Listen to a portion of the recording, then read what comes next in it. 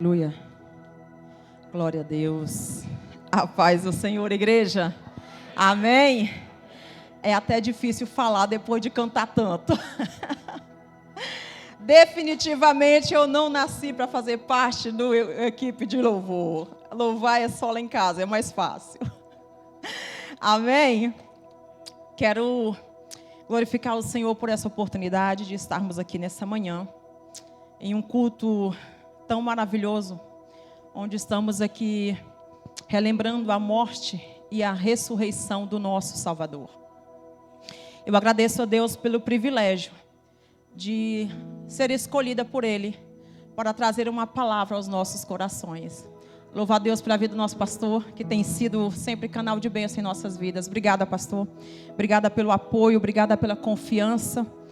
Obrigada por se permitir ser usado por Deus neste lugar. Amém?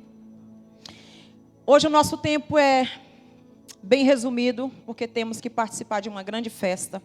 Então não quero perder tempo. Abra sua Bíblia comigo no livro de Gênesis, capítulo de número 3.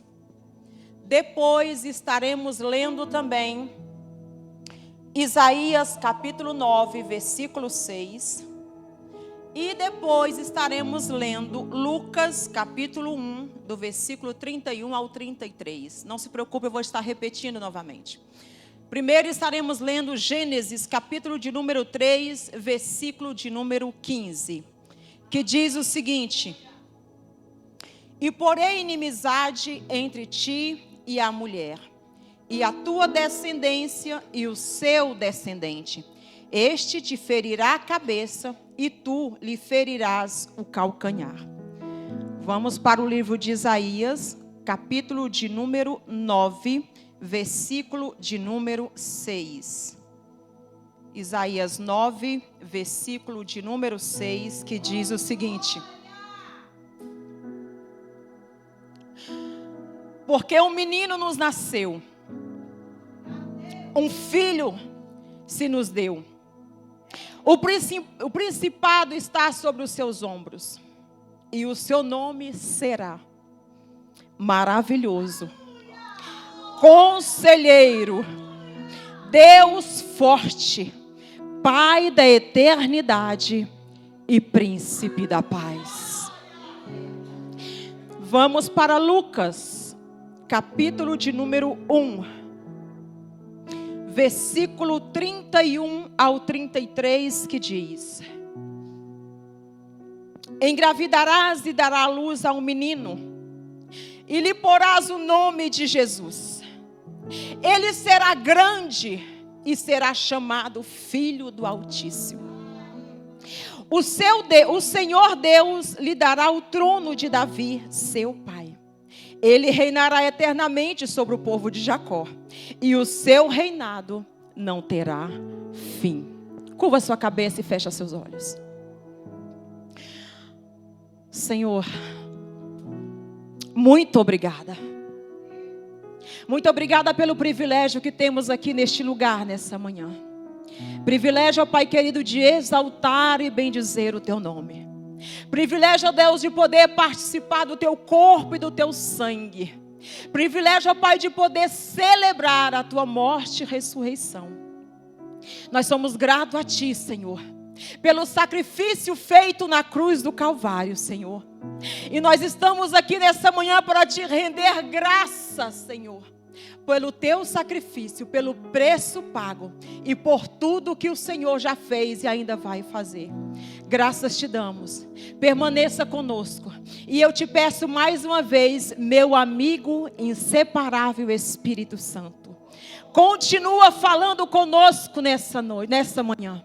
Não aquilo que queremos ouvir, mas o que necessitamos. Que no final de tudo isso, Senhor, nós possamos render a ti a honra, a glória e o louvor eternamente. Porque somente tu, Senhor, é digno de ser louvado. Em nome de Jesus. Amém.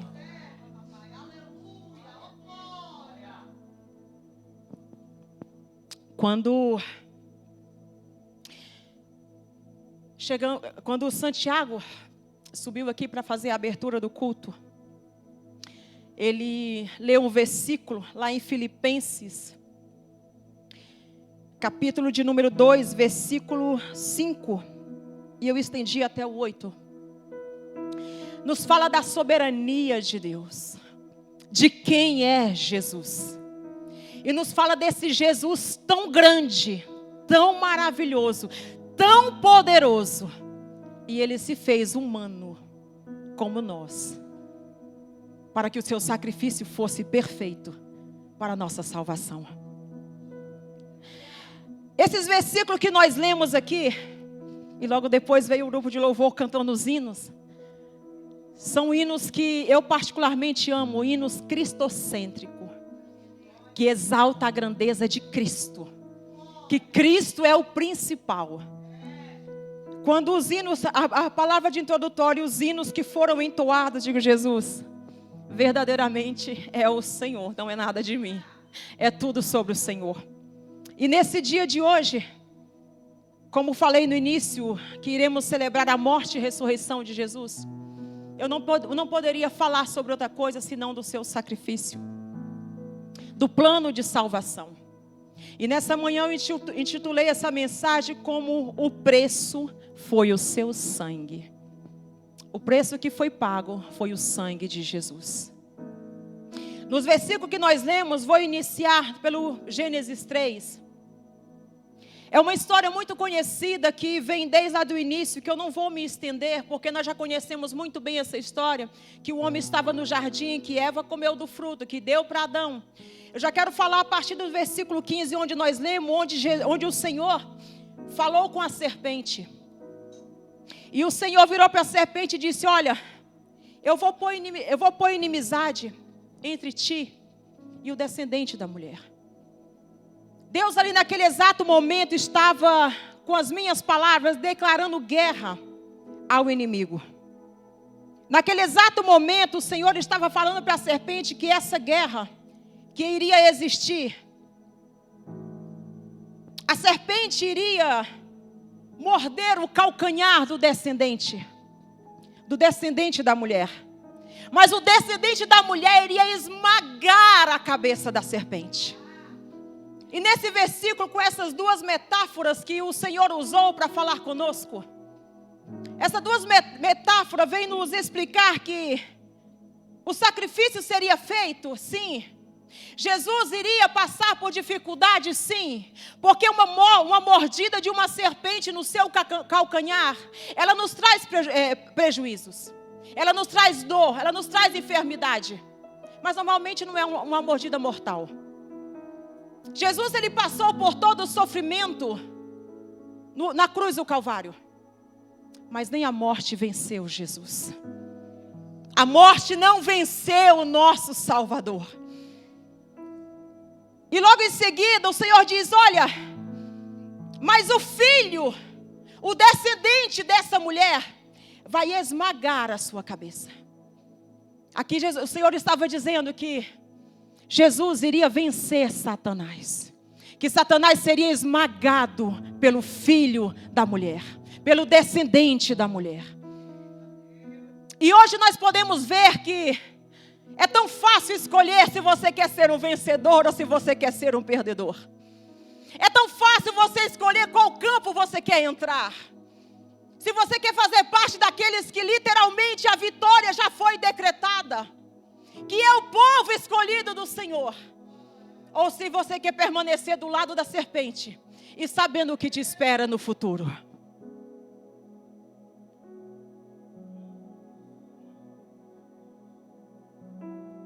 E aqui nessa passagem, nesse versículo que nós lemos de Gênesis 15, 3:15, desculpa. É a primeira passagem da Bíblia que vem nos falar da redenção.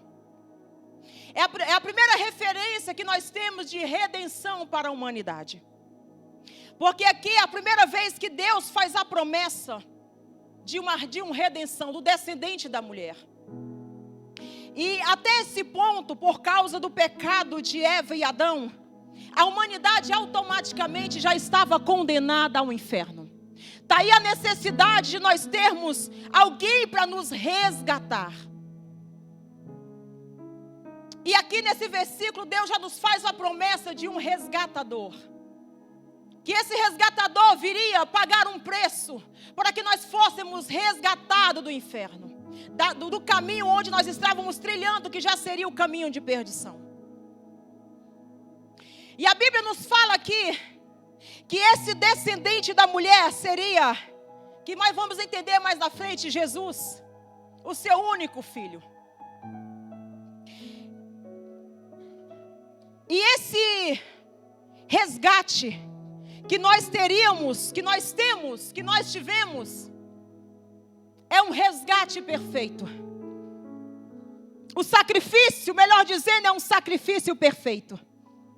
Porque a Bíblia nos diz que Jesus, ele não conheceu o pecado. A Bíblia nos fala que ele não conheceu o pecado. A Bíblia nos fala que ele não se contaminou.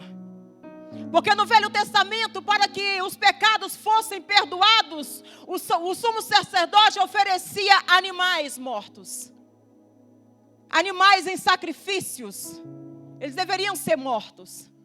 Esses animais, eles deveriam ser perfeitos.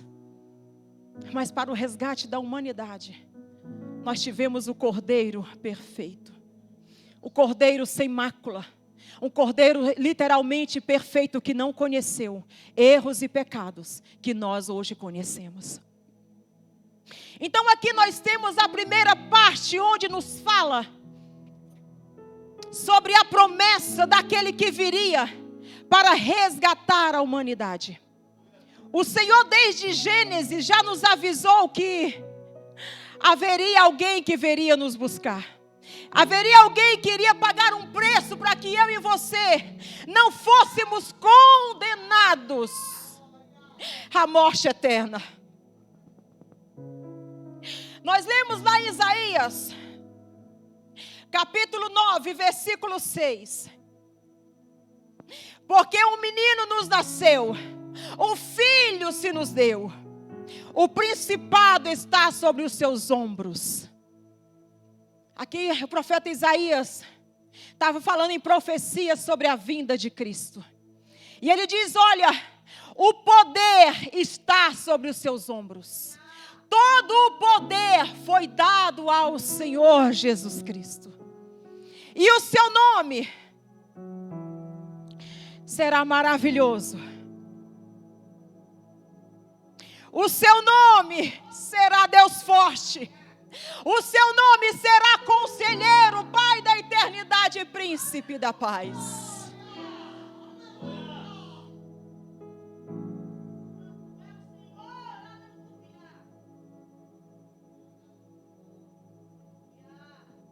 Essas características que foram atribuídas a Jesus,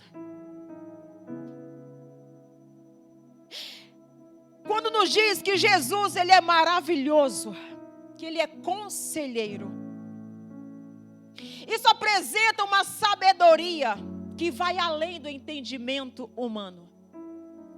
Não existe sabedoria maior do que a do Senhor. Não existe ninguém tão quanto ou mais ainda maravilhoso do que o Senhor. Não existe ninguém que se compara ao nosso Senhor. Deus forte destaca a sua natureza divina e poder supremo. Não existe poder maior do que o poder do nosso Deus. Pai de eternidade, ele é eterno, reflete o seu amor eterno e contínuo para conosco. Príncipe da paz, aponta para a reconciliação e a paz espiritual que ele traria. Não existe paz em outro lugar a não ser nos braços do Senhor. Não existe outro lugar onde nós podemos encontrar a paz que não seja no Senhor. E Jesus, o próprio amor, ele veio para nos reconciliar com esse amor ao nosso Deus. Porque outrora o homem tinha livre acesso com o Pai.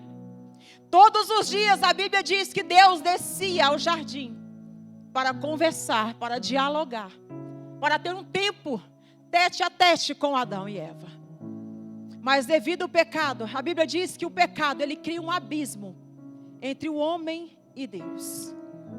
Então Jesus veio para ser essa ponte que faz a ligação entre eu, você e o nosso Pai. Sem Jesus, sem o sacrifício da cruz, seria impossível alcançarmos a presença de Deus. Jesus, o seu sacrifício não foi em vão, não foi por acaso, tinha um plano específico: resgatar a humanidade e nos levar de volta ao Pai. E esse capítulo de número 9, que não lemos todo, ele foi dividido em duas partes. A primeira parte, ele anuncia, ele profetiza o nascimento do Messias como solução de salvação para a humanidade. Mas a segunda parte, a partir do versículo 8, ele já fala do julgamento divino, da condenação para aqueles que não recebem o Senhor como Salvador. No 9:19, nem precisa abrir, eu vou ler somente duas partes, o versículo 19 e a última parte do versículo 20. Por causa da ira do Senhor dos Exércitos, a terra será abrasada, e o povo será pasto de fogo. Ninguém poupará o seu irmão. Somente a última parte do versículo 20. Cada um comerá a carne do seu braço. É uma pequena parte da consequência daquele que não aceita, que não reconhece, que não recebe o sacrifício desse Jesus tão maravilhoso que morreu por nós. Então hoje eu repito mais uma vez, meus irmãos, é muito fácil nós escolhermos o que queremos para a nossa eternidade. Porque o preço já foi pago, eu e você não teríamos condição nenhuma de pagar um resgate por nós mesmos. Porque nós somos falhos e imperfeitos. Nós fomos concebidos no pecado. A nossa carne, a nossa descendência adâmica já vem contaminada com o pecado. E nós precisamos do nosso resgatador para termos acesso àquilo que Deus já tem preparado para a nossa eternidade.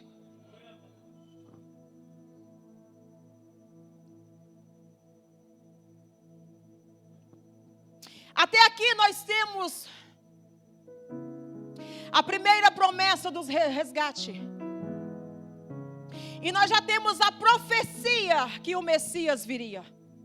Nós já temos um pouco do conhecimento de quem seria esse maravilhoso conselheiro, Pai da eternidade, Príncipe da paz. Até então estava somente em promessas e em palavras. Mas nós acabamos de ler no livro de Lucas, capítulo 1, do versículo 31 ao 33. Que essa promessa, ela não ficou somente em palavras. Porque o nosso Deus, quando Ele promete, quando Ele fala uma palavra, quando Ele libera uma palavra, a sua palavra não volta vazia.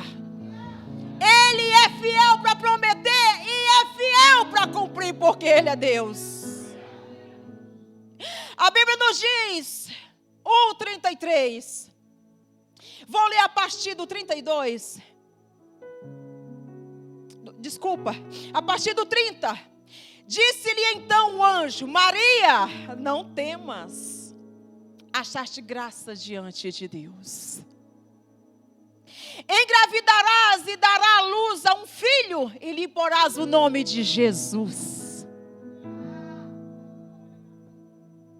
Ele será grande e será chamado de Filho do Altíssimo. Esse aqui é o mesmo que o Senhor disse lá em Gênesis, que o descendente da mulher iria esmagar a cabeça da serpente. Ele será chamado Filho do Altíssimo. O Senhor Deus lhe dará o trono de Davi, seu pai. Aleluia. Ele reinará eternamente sobre o povo de Jacó, e o seu reinado não terá fim. Essa história nós conhecemos muito bem, onde o anjo Gabriel vai até Maria, traz essa palavra para ela dizendo que ela iria engravidar, teria um filho, e esse filho seria chamado Jesus, que ele seria o salvador da humanidade. Eu entendo Maria, naquele momento, o susto que ela deve ter pego e falado: como assim? Eu não sou casada, eu não tenho marido, eu não conheço homem nenhum, como eu vou ser mãe de Jesus? E o anjo lhe disse que ela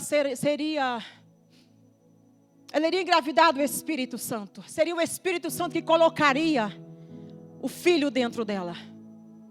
O que eu acho interessante é que aquela mulher mesmo, aquela jovem, que mesmo temendo, imagino eu, ela disse: que seja feita a tua vontade. Eis-me aqui, Senhor, que seja feita a tua vontade.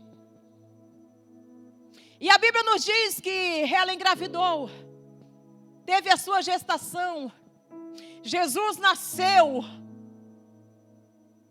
o Verbo se fez carne, aquilo que era apenas uma profecia se materializou diante dos olhos da humanidade. Jesus nasceu, veio em vida, foi ensinado nos caminhos do Senhor, porque os seus pais o levavam para adorar em Jerusalém. Teve a sua vida de criança, de jovem.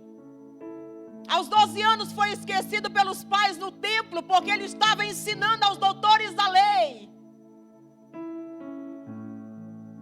Foi batizado para que se cumprisse a profecia. E Jesus começa ali a executar o seu ministério. Aquele verbo que foi profetizado no início, que já estava em carne, começou a pregar. Começou a levar a palavra de salvação. Alcançou as pessoas com milagres, curas, libertação. Multiplicou pão, multiplicou peixe. Sarou os cegos, aleijados. Libertou aqueles que estavam endemoniados.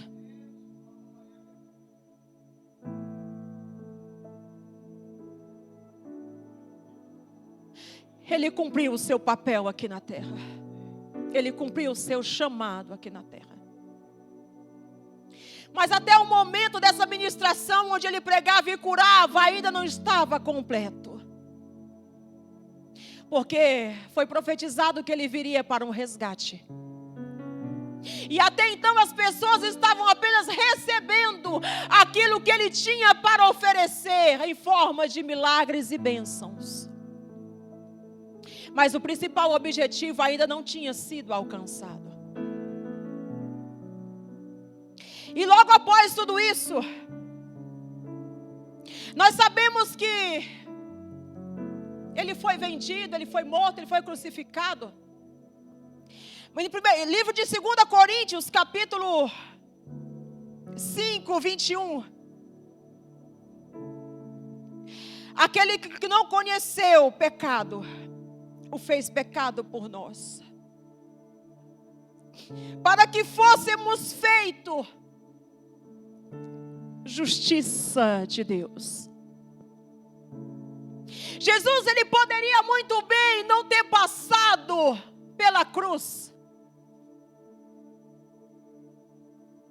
porque Jesus, ele não mereceu a cruz. Ele nada fez para merecer sacrifício de cruz. Mas ele foi obediente à voz do Pai. Ele foi obediente ao chamado, à ordem que o Pai lhe deu.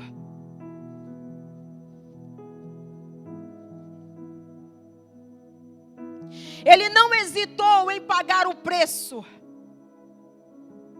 para que nós pudéssemos ter vida eterna. Às vezes eu fico imaginando que nós às vezes parece que vivemos em uma realidade à parte, meu pastor. Não sei se por ignorância ou se por vontade própria. Nós vivemos nos dias de hoje como se Jesus nunca fosse voltar. Nós vivemos como se o inferno não existisse, a gente só lembra do céu. Nós só lembramos do céu. Eu vou para o céu, eu quero ir para o céu, lá no céu vai ser lindo. Vamos todo mundo para o céu, adorar no céu. Mas a Bíblia também nos fala de um grupo que quando chegar diante do Senhor, Ele vai dizer assim: afasta-te de mim, porque eu não te conheço. Nós vivemos em uma realidade, parece que nós vivemos no mundo, que é sempre um parque de diversão, irmãos. Assim como o céu é real, o inferno é real. E todo o sacrifício que Jesus fez foi para nos livrar desse inferno. Que a Bíblia diz, lá em Apocalipse, que lá haverá choro e ranger de dente. A Bíblia diz que lá o fogo não se apagará. A Bíblia diz que teremos a nossa carne comida por bichos e a carne não vai acabar. Será que nós temos noção do que espera aqueles que não irão morar na eternidade com Deus? E será que nós já paramos para pensar o que Jesus fez, o preço que Ele pagou para que nós não experimentemos desse inferno? Que muitas vezes a gente pensa assim só no sacrifício. Nós pensamos apenas assim: Jesus morreu. Quantos aqui já assistiram o filme do sacrifício do Senhor? Pouca gente. Pouquíssima gente. Eu acho que nós deveríamos assistir isso em casa pelo menos uma vez por mês. Para a gente ter uma pequena noção, porque no filme, com certeza, o ator não suportaria sofrer tudo que Jesus sofreu.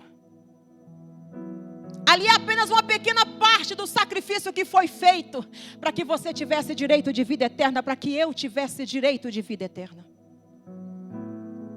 E quando eu paro para pensar a realidade daquilo que Jesus sofreu na cruz.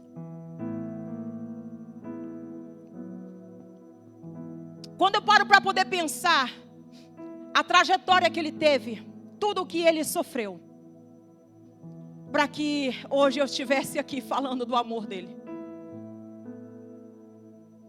Para que nós pudéssemos ser chamados de filhos de Deus. Para que nós pudéssemos ser chamados de cordeiros com Cristo. Por favor, Isa. Eu gostaria que você fizesse duas coisas ao mesmo tempo. Ô Isa, por favor. Eu gostaria que você ouvisse a minha voz, mas que você olhasse umas imagens. Não está funcionando? Não tem problema. Mas eu gostaria que você parasse para analisar as etapas que Jesus passou. Primeiro, Ele foi traído por um amigo que comia na sua mesa. Ele foi traído por alguém que andava com Ele. Alguém que comia da sua mesa. Alguém que experimentava, que vivia, que convivia com seus milagres. Ele foi vendido por 30 moedas de prata.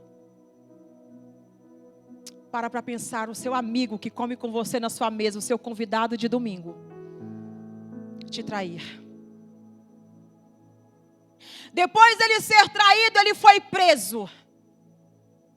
A humilhação de ser preso, sem ter cometido nenhum pecado, sem ter cometido nenhum crime, sem ter passado por não ter sem ter praticado nenhuma iniquidade. E na sua prisão, durante a sua prisão, ele foi esbofetado. Ele apanhou. Mateus, tenta com a Isa ver se você consegue colocar o que eu pedi para ela, por favor. Tenta, se não der também não tem problema. A Bíblia nos diz que Jesus, ele foi chicoteado. Ele levou 39 chicotadas. Esse chicote era chamado de azorrague. Era um instrumento de tortura romana. Era um instrumento de tortura brutal dos romanos. Ele era composto por várias tiras. Se puder colocar do início, agradeço. Obrigada. Esse chicote, ele era composto por tiras entrelaçadas.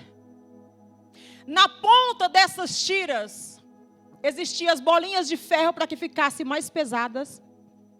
E existiam ossos afiados. Cada vez que a pessoa recebia uma chicotada, a pessoa tinha sua carne cortada. Cada chicotada que Jesus recebeu, tirou dele pele, cortou a sua carne e tirou dele sangue.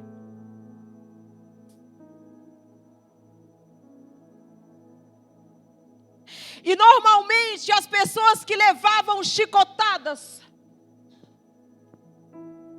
como Jesus levou, a Bíblia não fala isso, mas a pessoa tinha o seu baço e o seu fígado estourado.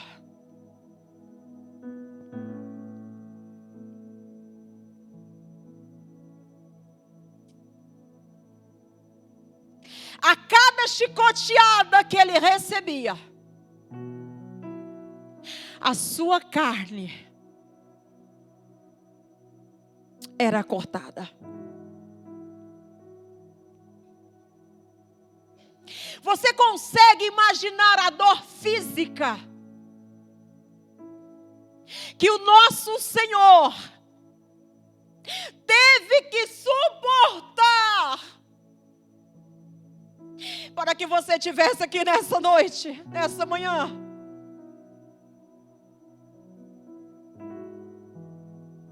E como eu falei, eu volto a repetir: o ator não suportaria tudo o que Jesus suportou. Isso não consegue transmitir 100% o preço que foi pago por mim e por você. E depois dele ser chicoteado, colocaram sobre ele uma cruz. A parte horizontal da cruz. E ele carregou aquele madeiro até o lugar do sacrifício. Mas como nós sabemos, aquela cruz não tinha sido feita para ele, mas sim para Barrabás. Barrabás, um homem muito mais forte fisicamente do que ele. Mas ele levou essa cruz até o lugar do sacrifício. E lá, ele foi também coroado. Ele recebeu uma coroa de espinho. Só que o que nós temos hábito de ver é apenas uma coroa, um aurélio em volta da cabeça. Mas dizendo os historiadores que a coroa que ele recebeu era semelhante a um gorro que você põe na cabeça quando está frio, ou um capacete, como você melhor entender. E essa coroa era feita de uma planta que se podia malear enrolar para conseguir fazer aquela coroa. Mas ela era composta também por espinhos muito longos, por espinhos muito perfurantes. E enfiaram aquele capacete na cabeça de Jesus, aquela coroa na cabeça de Jesus. Enquanto ele caminhava, se mexia, aquilo perfurava a sua cabeça.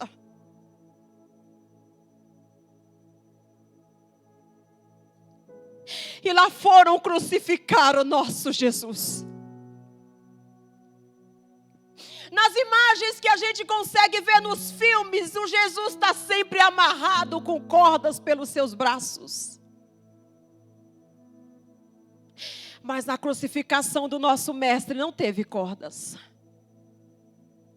Na crucificação do nosso mestre teve apenas cravos, pregos, como você quiser melhor entender. E cada um desses pregos tinha entre 11,5 a 18 centímetros. Você consegue calcular o que é, vou colocar no meio, 15 centímetros. Esse prego deveria ser grande o suficiente para trespassar a pele do nosso Senhor e fincar ele na madeira.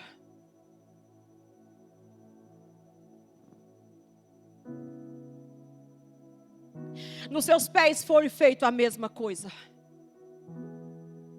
Ele foi pregado, crucificado no madeiro.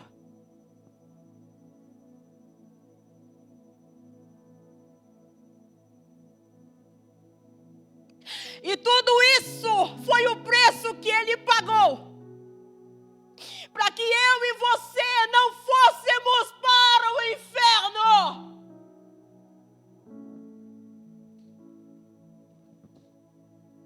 Depois de Jesus crucificado, a Bíblia nos diz que ele teve sede. Ele queria beber.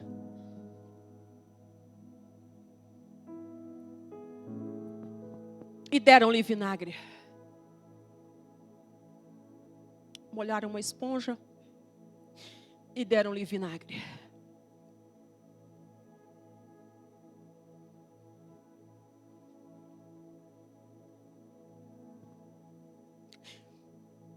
Ele foi perfurado do seu lado com uma lança. Depois de toda a tortura, depois de ser preso, esbofetado, chicoteado, de ter a sua carne dilacerada, de ter uma coroa de espinho na cabeça, depois de todo esse sofrimento, ainda perfuraram o seu lado.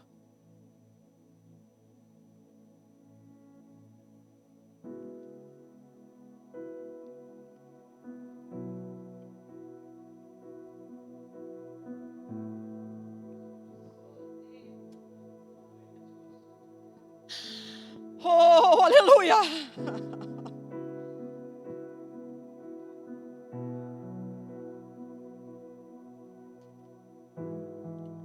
João 19. Aleluia!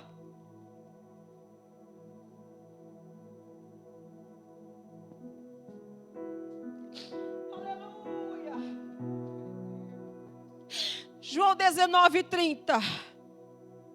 Quando Jesus recebeu o vinagre, disse: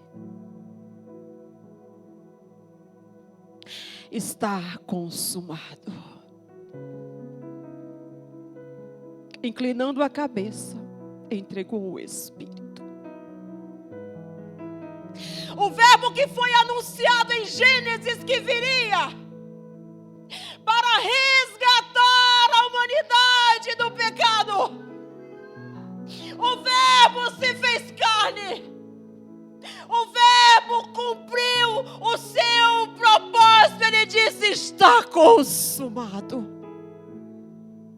O preço foi pago. O resgate foi concluído.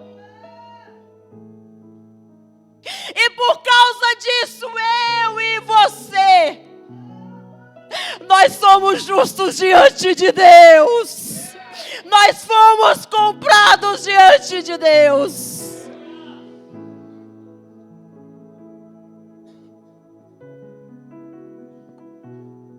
Aleluia!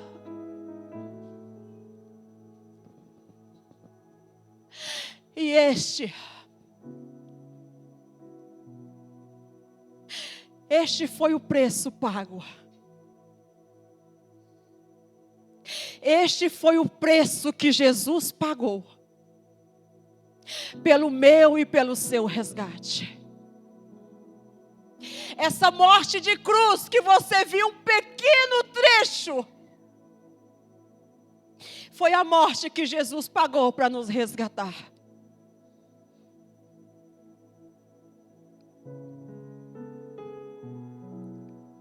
E eu paro para perguntar para mim primeiro: ô Cleide,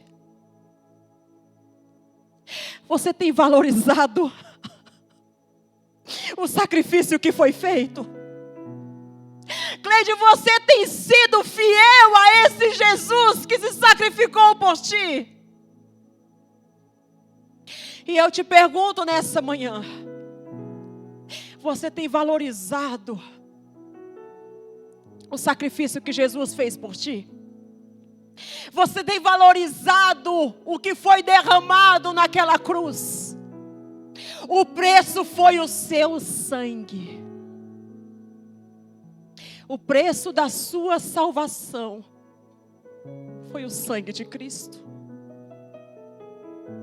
O preço para a tua salvação foi o sangue de Cristo.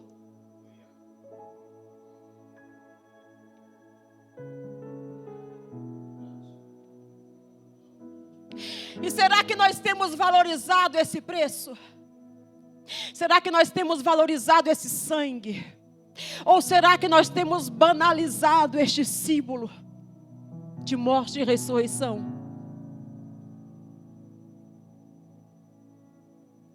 Será que nós temos trocado o sacrifício de Jesus por um prato de lentilha? Será que nós temos trocado o sacrifício de Jesus por 5 minutos de prazer? Será que nós temos trocado o sacrifício de Jesus por aquilo que o mundo pode me oferecer? Será que nós temos negado Jesus nas entrelinhas? Será que às escondidas nós temos traído a memória do nosso Cristo?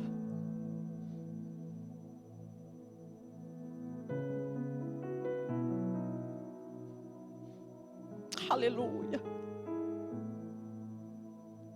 Talvez você diz: missionária, eu até tento, mas é tão difícil.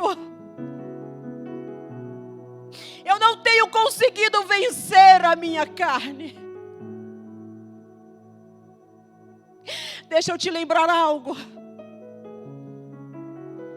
Jesus não precisava de nada disso.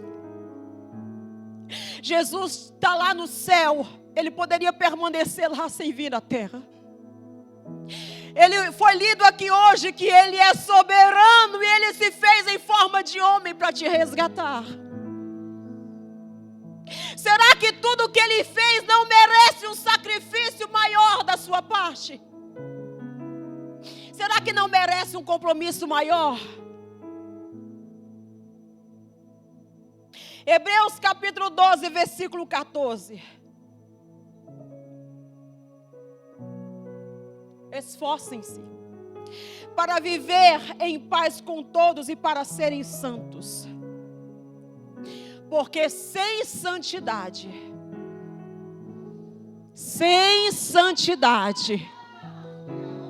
só para a gente entender, sem santidade, ninguém verá a Deus.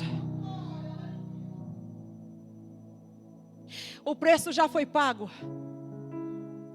Deixa eu te lembrar, você não teria como pagar, eu não teria. Eu não consigo pagar um preço para a salvação nem dos meus filhos, porque eu amo meus filhos mais do que a mim mesmo. Eu não consigo pagar esse preço por eles. Mas nós já fomos resgatados, já fomos comprados, já fomos remidos, já fomos lavados no sangue do Cordeiro. O que nos resta agora é permanecer na fé, permanecer firme. Apocalipse diz, olha, ser fiel até a morte e dar-te-ei a coroa da vida.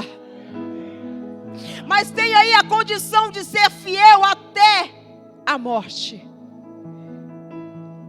Não é só até uma parte da caminhada. É até a morte. Aleluia. Não dá tempo para ir mais longe. Vou terminar em Apocalipse. Ser fiel até a morte e dar-te-ei a coroa da vida. Se coloca de pé em nome de Jesus.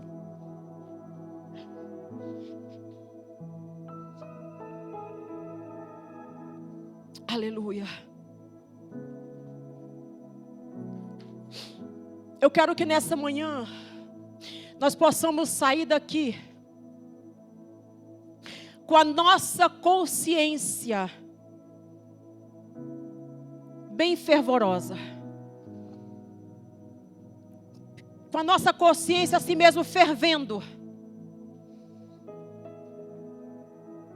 que nós possamos olhar, lembrar, relembrar o preço que foi pago pela nossa salvação. Que a promessa que o Senhor fez lá em Gênesis, ela se cumpriu. Ela é real, ela é verdadeira, não ficou apenas em palavras. O verbo se fez carne, sim.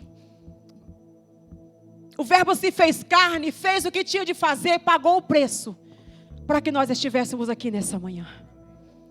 Para que naquele grande dia nós possamos na eternidade dizer: Santo, Santo, Santo, Santo, Santo, Santo é o Senhor. Tem alguém aqui nessa manhã que gostaria de entregar a sua vida a Jesus? Para dizer: olha, missionária, eu andei enganada, eu achei que eu servia a Jesus.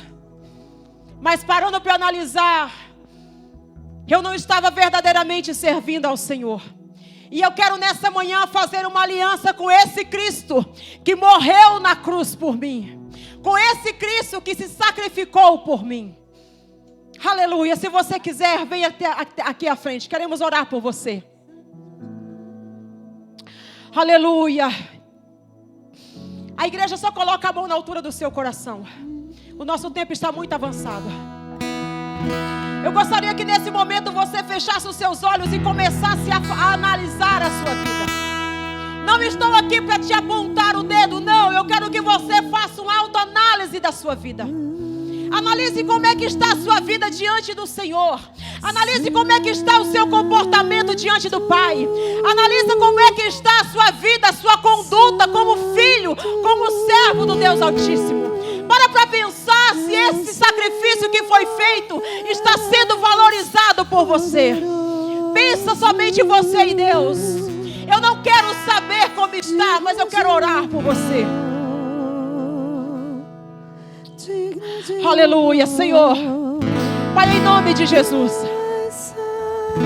eu quero nessa manhã, Senhor Deus, render graças a Ti, Senhor. Eu quero Te agradecer pelo sacrifício feito na cruz, Senhor.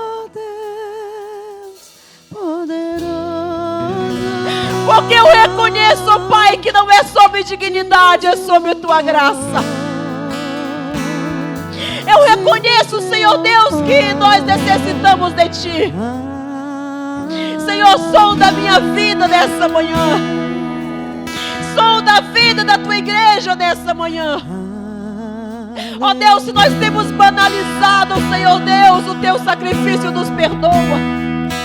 Se nós temos banalizado, Pai querido, aquilo que o Senhor pagou por nós, nos perdoa.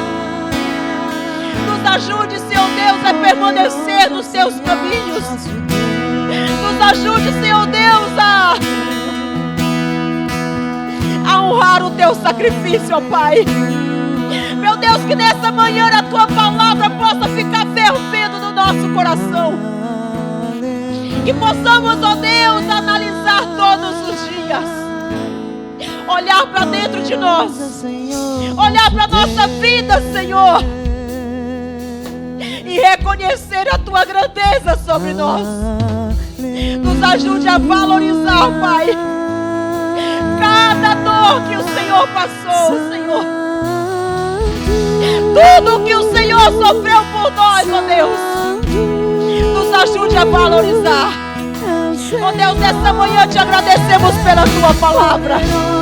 Por tudo que foi feito, por tudo que ainda irá fazer, Senhor. E nos ajude, ó Deus, naquele grande dia, chegar na eternidade contigo e adorar. Santo, Santo, Santo é o Senhor.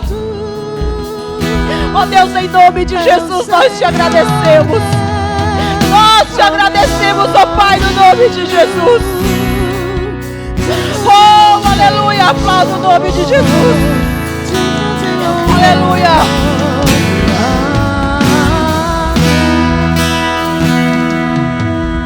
Glória a Deus.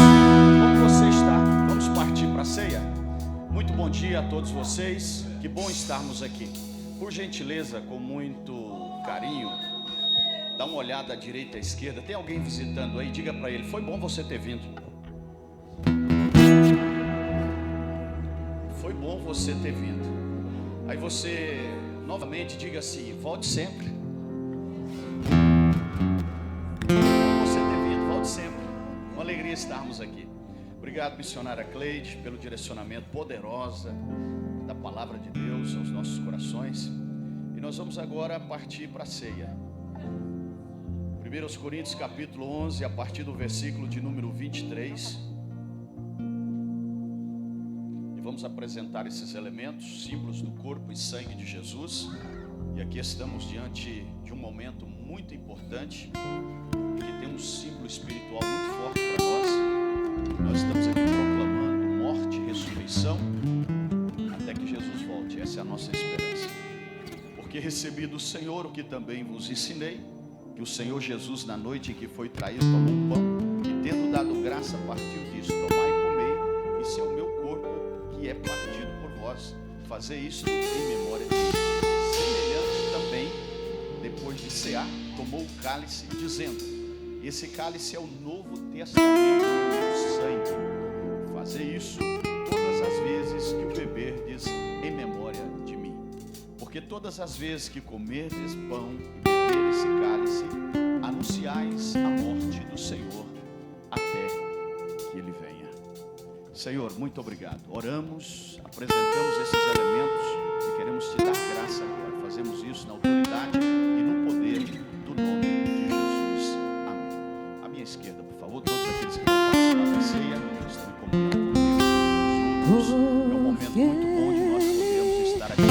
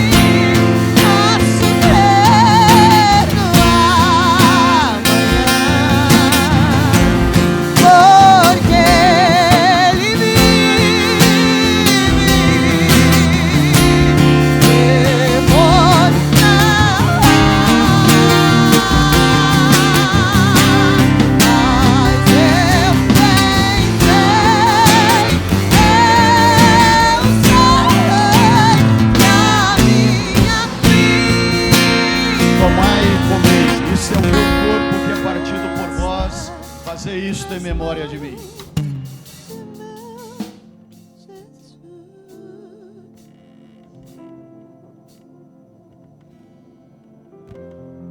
Este cálice é o Novo Testamento no meu sangue.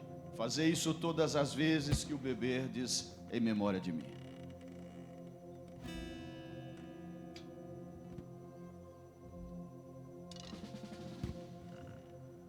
Obrigado, Senhor. Nós temos só que agradecer por estarmos aqui, participando desse momento tão importante para todos nós. Lembrando morte e ressurreição, até que o Senhor volte. Obrigado por cada um.